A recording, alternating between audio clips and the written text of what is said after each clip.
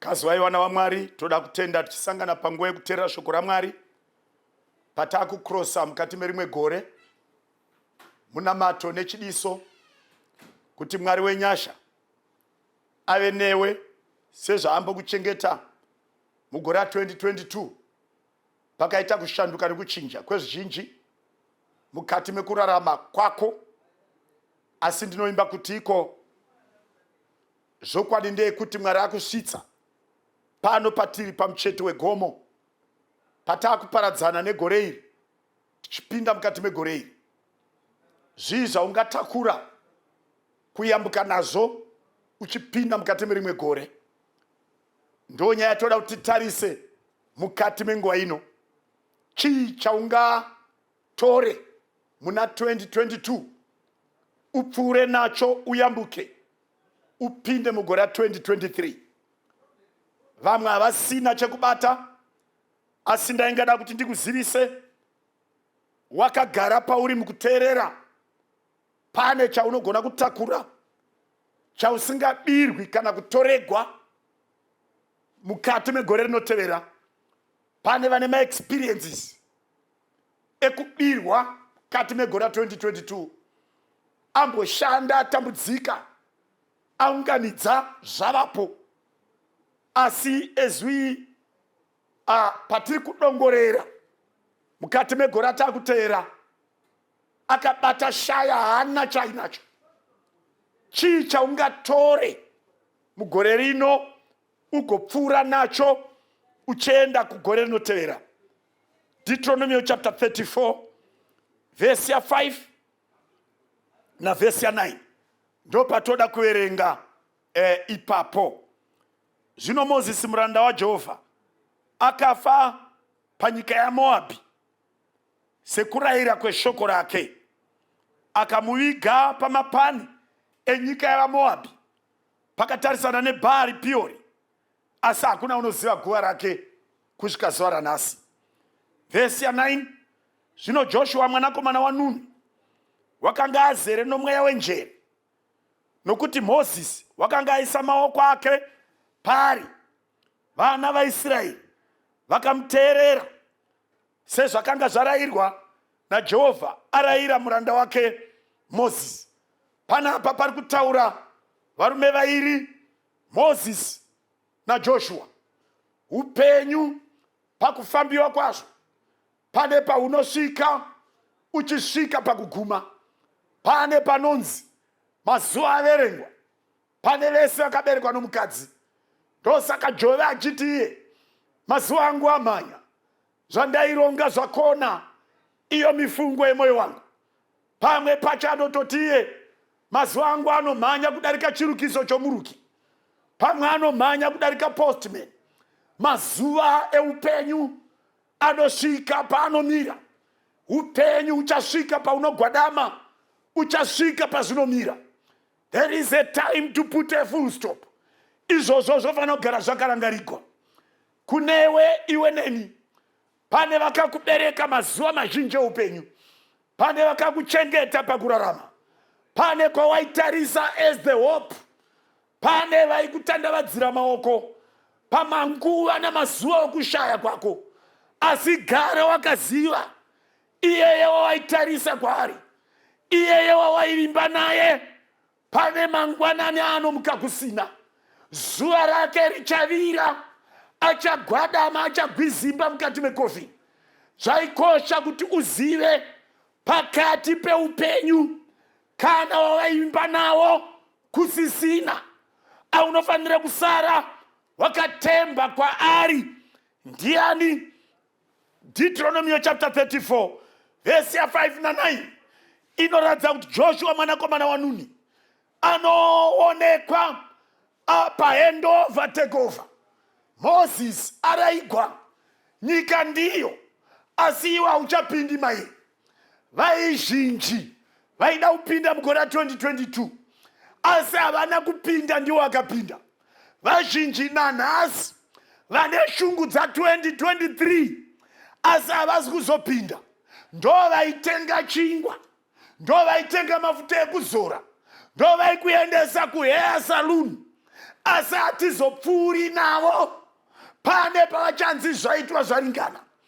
Panapa bhaibheri kutiro Moses anotaura navana vaIsraeri paendova takeover, achivazivisa kuti ina handichaende, makuenda naJoshua.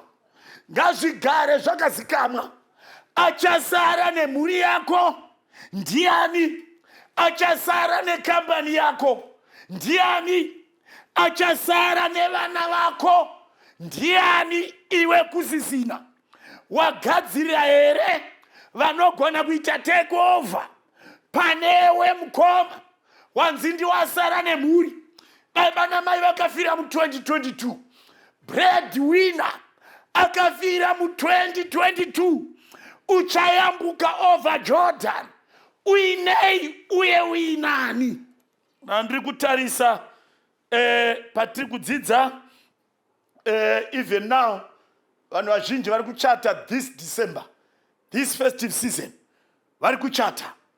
Yes, pavari kuchata, the great question is, ndiani achachengeta michato yavo mu2023?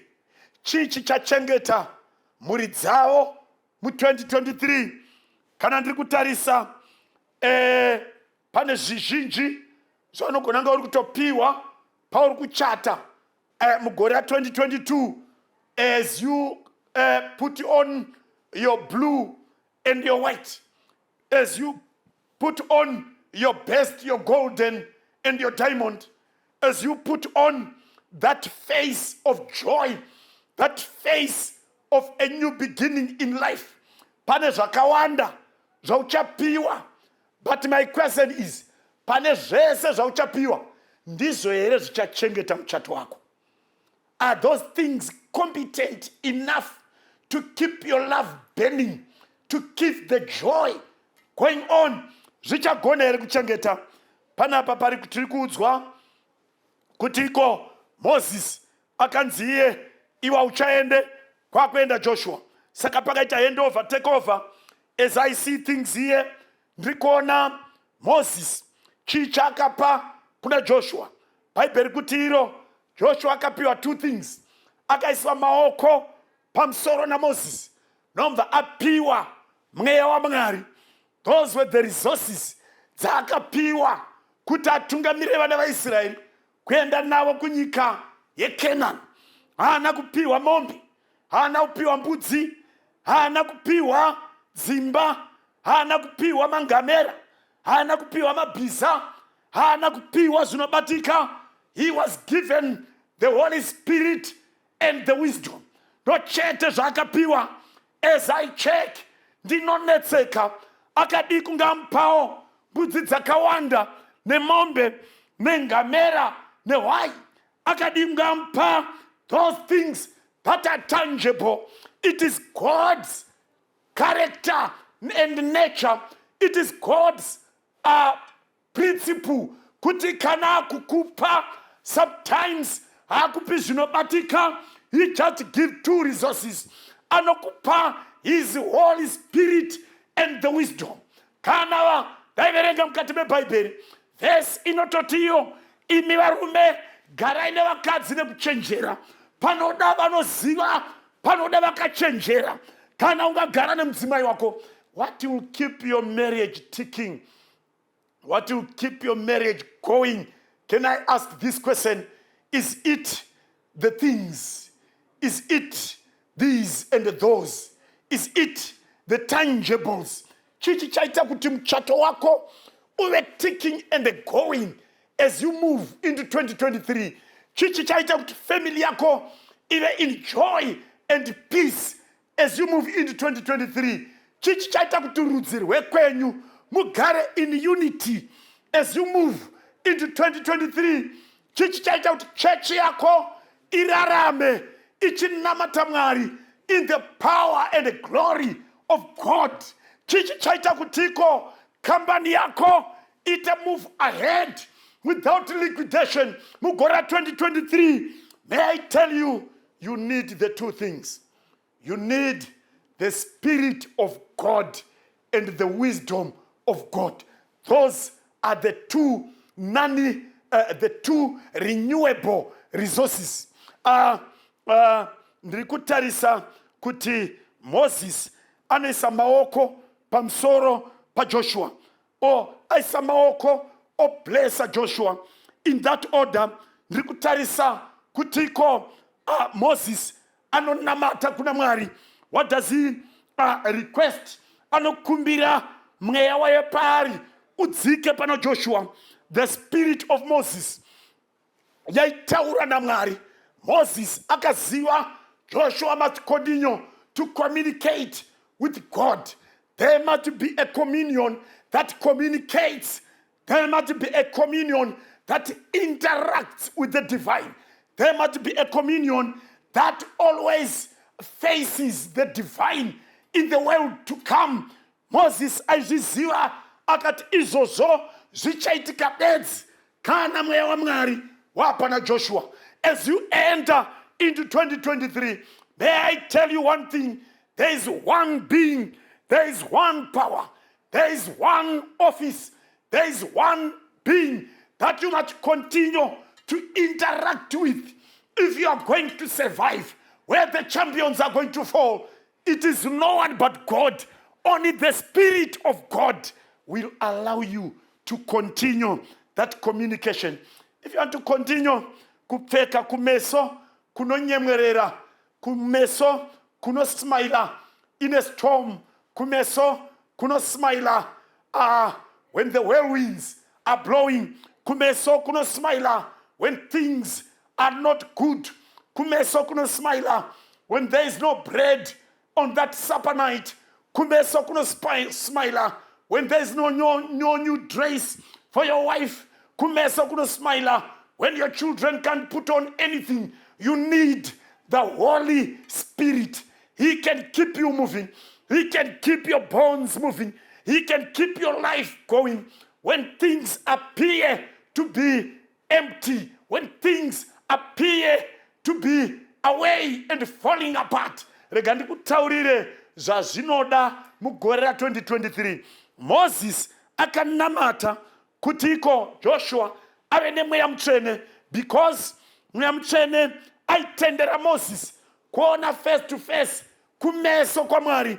And Moses are not one resource that Joshua needs, nothing but the Holy Spirit.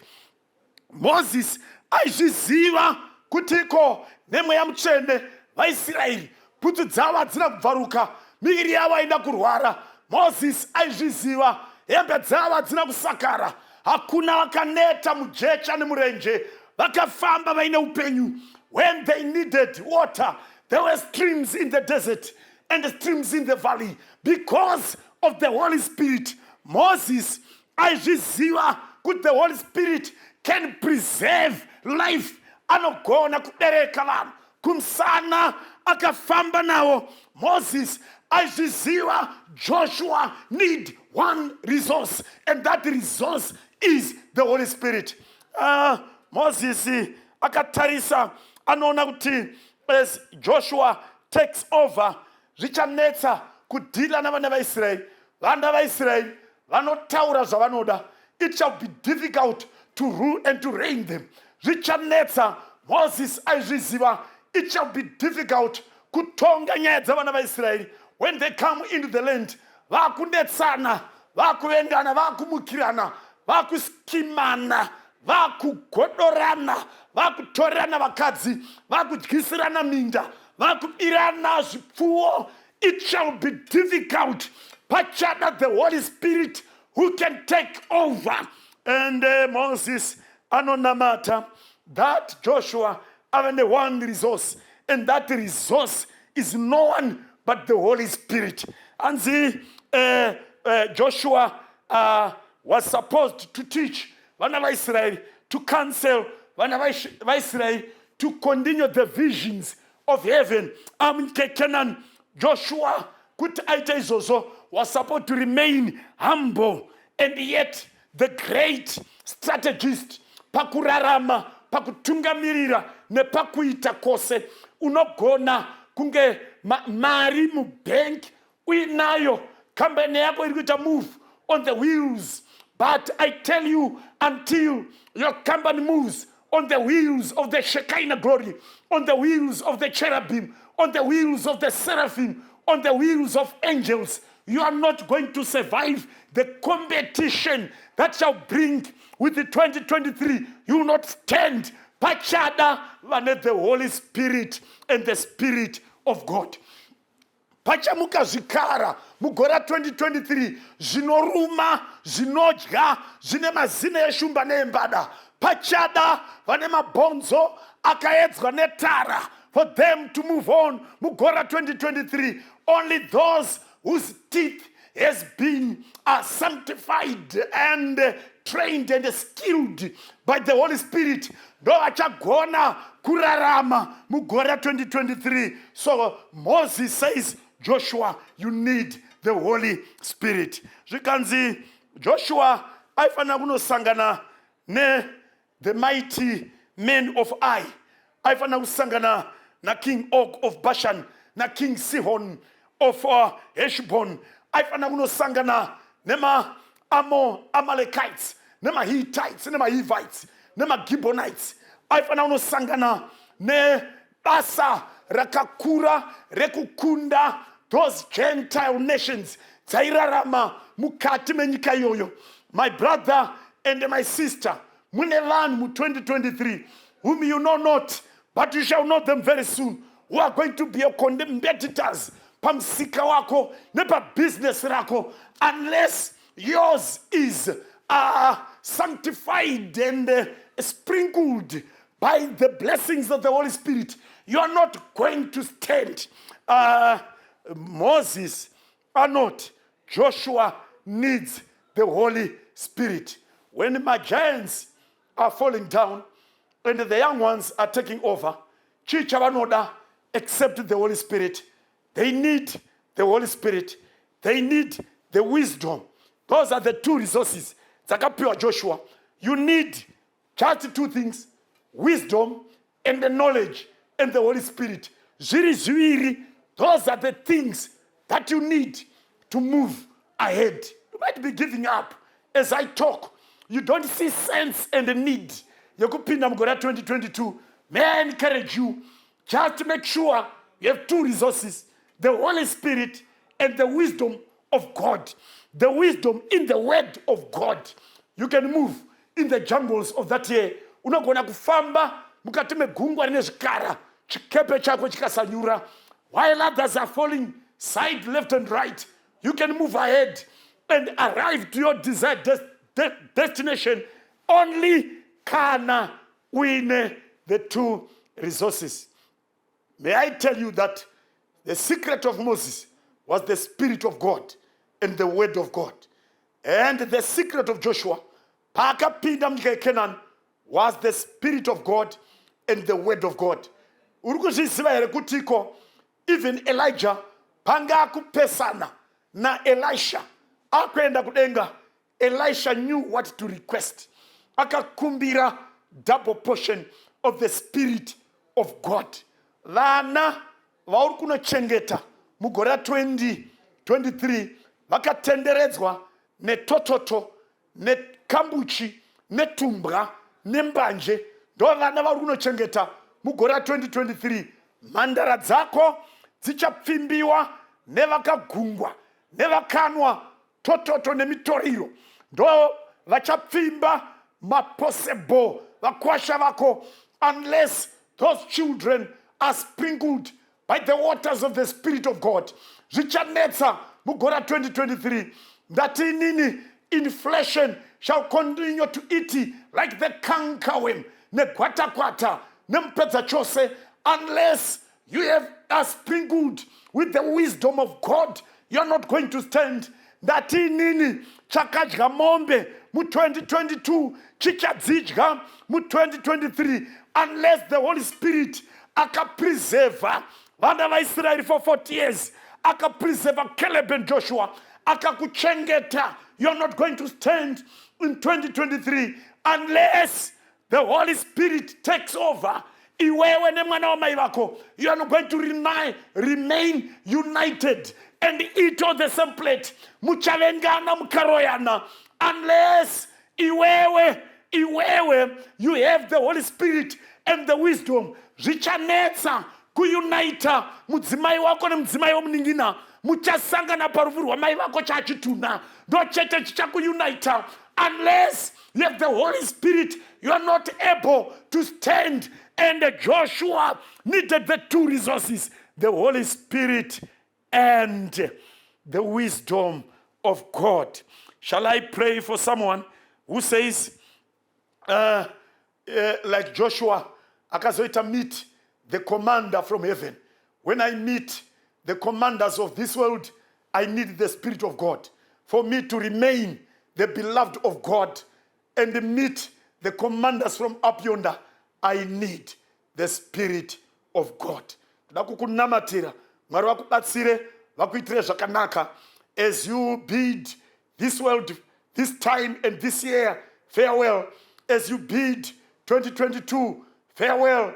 And see the coming 2023, as you cross over, enda wakafukidzwa neuchenjeri unobva kumusoro, wakafukidzwa nomweya mutsvene. Ngatinamate. Baba vari kudenga, muzita raIshe naMuponesi wedu Jesu, tomutenda nekumuvongai nekuti tiri pamapeto.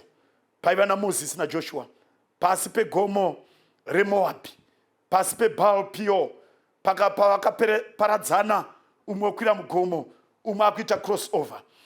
Hatizivi kuti pakati pedu achayambuka ndiani, asi ndoda kunamatira vese vachayambuka.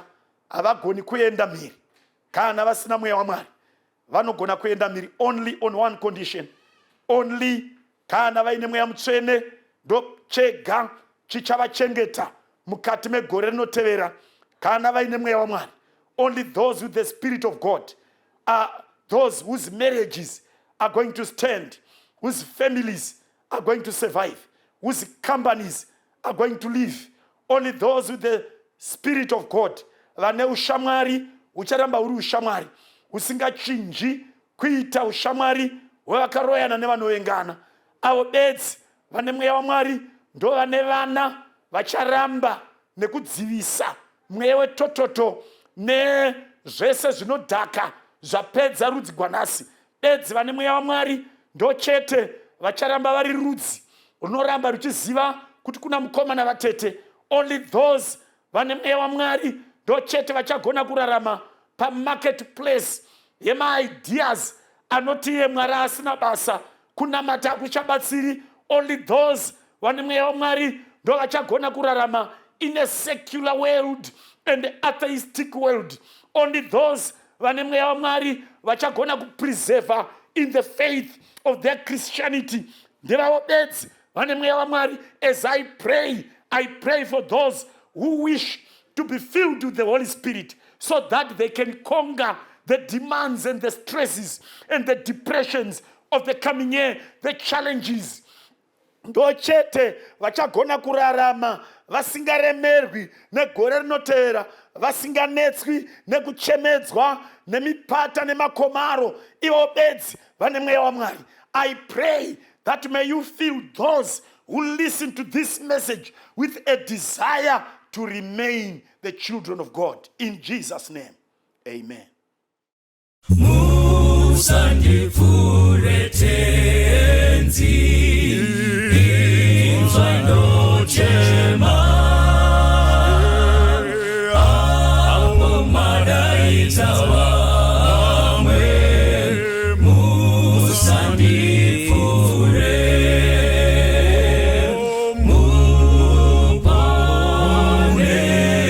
See,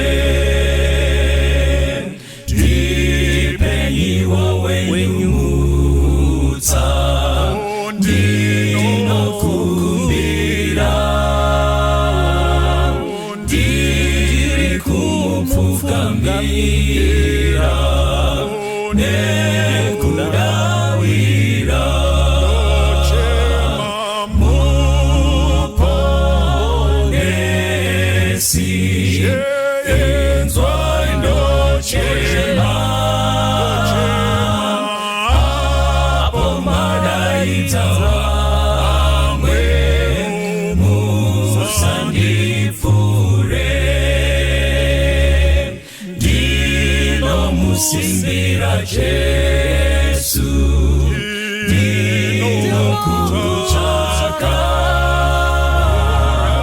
rapani wa moyo wangu kuliponesa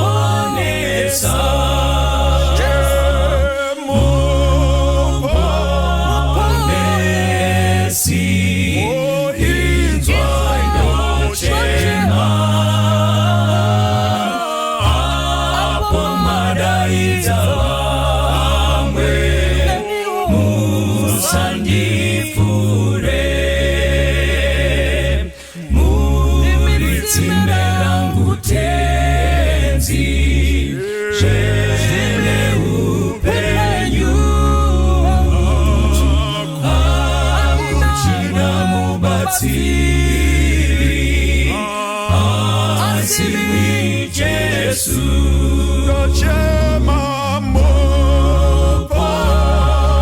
Moponesi Inzwaino Chema Apamadaita wawe Musandifure